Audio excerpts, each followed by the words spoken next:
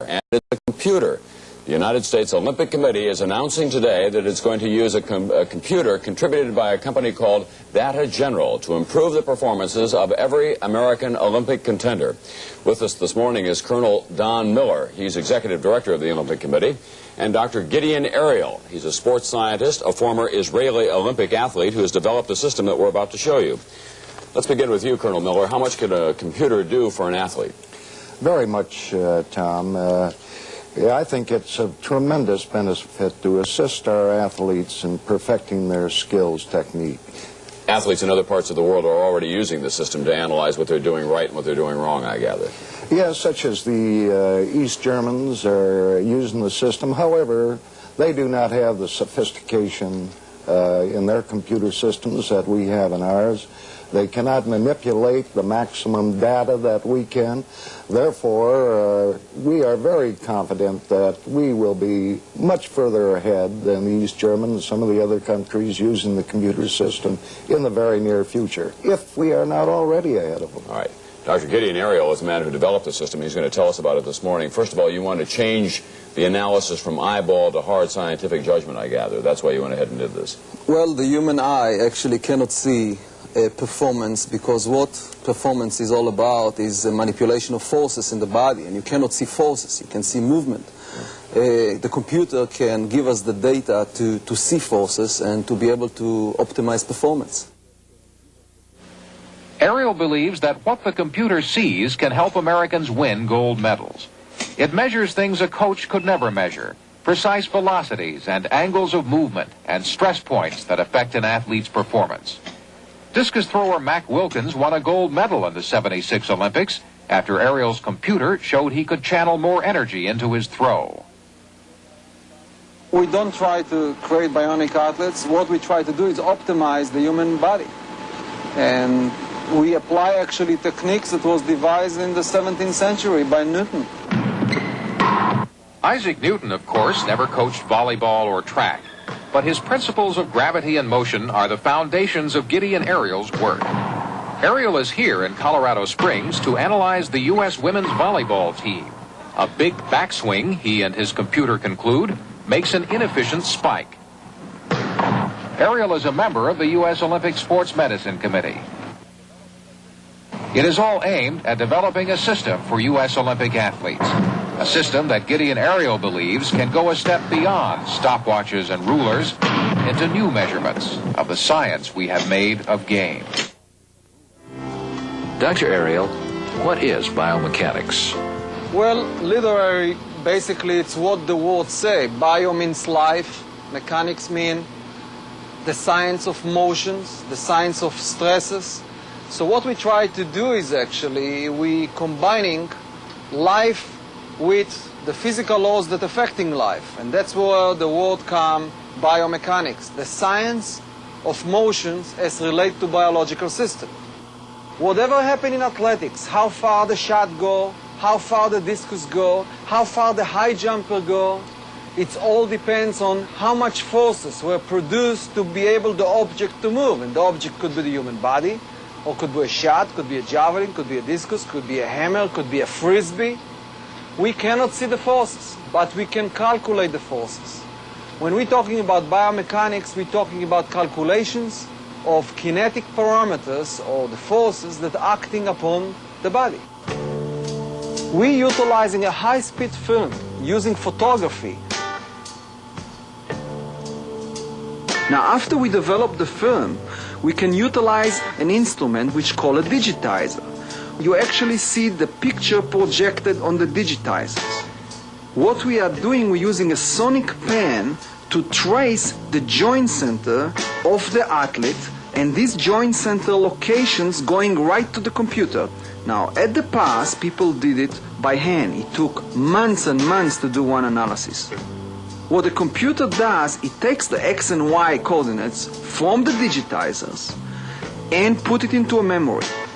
After we did the digitizing process, which takes sometime hour and a half to trace about 100 frames, each frame separately, we can reconstruct the pictures on the screen or the Megatech graphic system. The data is processed by the computer and it gives us the following thing, the displacement, how much the joint center move. From that we can derive the velocities, or how fast, or the speed of the segment. From that we can derive the acceleration, and acceleration is very important because the second Newton law said that force equal to mass times acceleration. If we know the mass of the different body parts, and if we know the acceleration from this technique, we can calculate the forces. And what make an athlete move is actually rely on forces. The pattern of the movement, or the acceleration pattern, in each sequence is critical in understanding of the proper movement.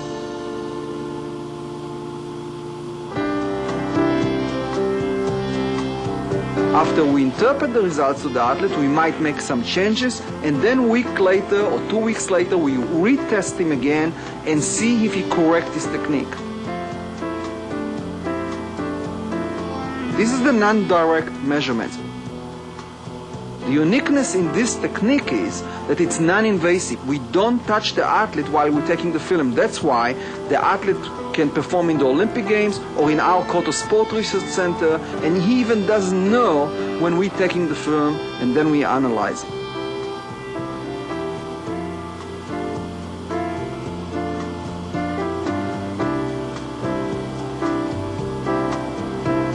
The direct method consists of a force measurement device that records the forces directly. It gives us the 3 orthogonal forces. This is a direct measurement. It's very important, for example, for a runner, how much shock it transfers into his body. For example, comparison between shoes can reveal to us immediately the data if there is any difference in force transmission to the body. Also, how can we construct better shoes? Or how can we design shoes for a particular athlete so he can perform in the Olympic Games better? Dr. Ariel, how factual are the results of your calculations? Well, it's as factual as gravitational laws. It's like when somebody said that I left the shot put and it fell down. Very seldom I hear somebody say I left the shot put and it fell up. It's a physical loss. It cannot fall up unless you are in the moon. So if we're finding out that there is some kind of a linkage here that translates momentum from one segment to the other, it couldn't be it will be any different. Also, I used to tell the shot putters, say, yeah, but what about the psychology? And I say, well, I don't know yet the shot putter that through the shot just left the hand and then he concentrate and suddenly zoom, it went 5 feet farther. I never saw that. If it ever happened, it always happened when it was still in contact with the fingers and when the forces were transmitted through the dynamic link into the shot from the hand. All this concentration and all this shouting and all this jumping after the shot left the hand, this is just impression on the audience. The shot is going to land where it's supposed to land. Tennis pros have been consulting ARIEL too to find out what really happens when a tennis ball hits a racket. After testing every kind of tennis ball, ARIEL worked up a special ball, and now, using special high-speed film, taken at over 10,000 frames per second, he's testing rackets to see how they can be improved.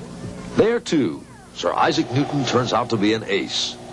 His forehand and backhand may not have been much, but his overhead smash is famous.